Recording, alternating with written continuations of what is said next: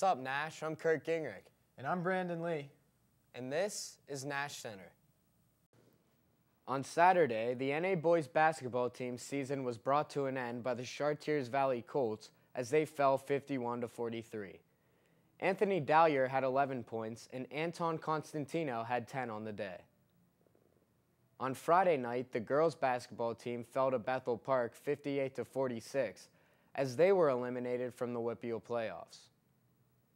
Both teams still have a chance to continue playing, though, if Bethel Park and Chartiers Valley move on to win the WPIAL title. If they fall, their seasons will end, and they will both finish with a 20-4 record. The NA hockey team has 2 games this week. They won last night, defeating the Plum Mustangs, and go on the road on Thursday as they visit Erie McDowell. In this past weekend's Section 3 individual tournament, 3 of our NA wrestlers earned championship victories. Dom Forrest from the 103-pound division, Alex DeShantis from the 160-pound division, and Seth Marks from the 285-pound division won championships.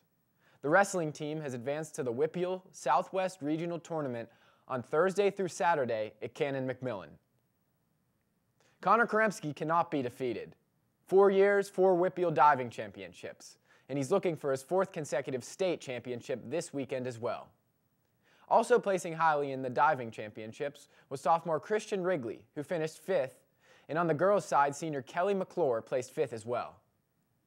The gymnastics team won the WPIAL championship for the 4th time in 5 years, and the 19th in NA history. The Pittsburgh Penguins continue to battle away as they still hold the 4th seed in the Eastern Conference with 18 games left to be played in the NHL regular season. They played 5 games last week, going 1-2-2. Pens GM Ray Shero has also been busy as he made 2 deals last week, which will surely increase the Pens' firepower on offense. First, he dealt defenseman Alex Goligoski to Dallas for a big 6-foot 2-inch goal-scoring winger in James Neal, and offensive defenseman Matt Niskanen, who also happens to be one of only 2 players in the league that has ever fought Sidney Crosby, and now, well, they're teammates. Then, on Thursday, Shero made a risky deal bringing a star from the past, Alex Kovalev, back to Pittsburgh. He only cost the Pens a conditional 7th-round draft pick, but he does come with a rather hefty price tag. Kovy has made an immediate impact after scoring a goal and netting the shootout winner on Saturday night as the Pens pulled out the 6-5 victory in Toronto. Only time will tell if Shero's deadline deals will pay off. The Pens are back in action tonight as they take on the Leafs in Toronto once again. The puck is set to drop at 7 o'clock. Hope is in the air. 2 years removed from a shameful loss to Manatee Community College, the newly led Buccos are ready to roll. Their preseason games began on Friday when they had a 21-1 dismantling of Manatee. The Pirates then faced off against the Rays twice this weekend, splitting the outcomes with a 9-5 loss on Saturday, but a 10-3 win on Sunday. Monday brought a doubleheader in which the Pirates fell to the Orioles 6-4, but then beat the Rays 6-5. Time is ticking down with only 30 days left until opening day at Wrigley Field in Chicago.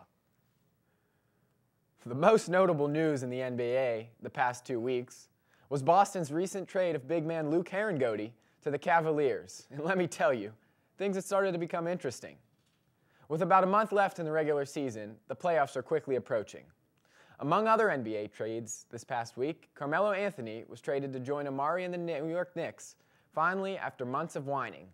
And Russian billionaire owner Mikhail Prokhorov's Nets acquired Darren Williams from Utah, making the East about as stacked as Mr. West flapjacks on a Sunday morning. For the third week in a row, a court has been trampled on by thousands of college students as the #1 team was taken down.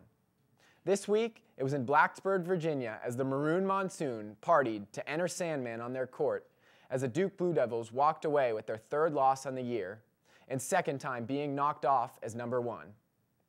This was the main headline of the college basketball world this week, but there were many others. Syracuse defeated rival Villanova on Monday. Tennessee knocked off Vanderbilt on Tuesday. Marshawn Brooks from Providence scored a Big East record 52 points as they narrowly lost to Notre Dame on Wednesday. Saturday brought many upsets in addition to Duke, when number 5 Texas was dethroned at Colorado. UCLA beat number 10 Arizona, and the red-hot teams of Kansas State and St. John's won against Missouri and Villanova respectively. Pittsburgh had an up-and-down week as they defeated West Virginia for the second time this season in the backyard brawl.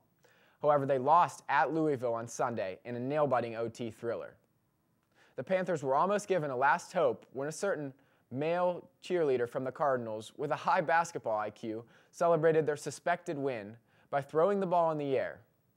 This resulted in a technical giving Ashton Gibbs 2 shots, which he made, and the ball with some time remaining.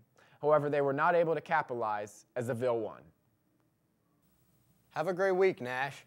And now that we're official, be sure to check out our podcast on iTunes. Just search Nash Center in your search bar.